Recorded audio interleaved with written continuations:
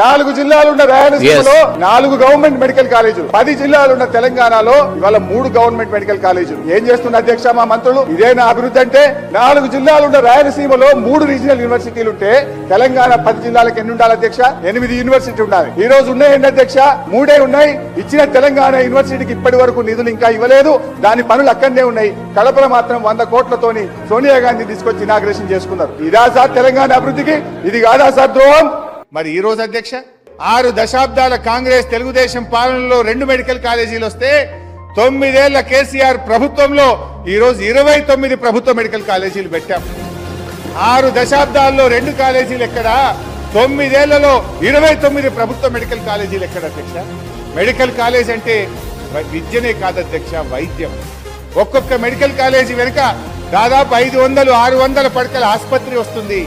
నిపుణులైన డాక్టర్లు వస్తారు. పేదలకు వైద్యం అందుబాటులోకి వస్తుంది. దాంతో పాటు మన పిల్లలకు విద్య కూడా వస్తుంది.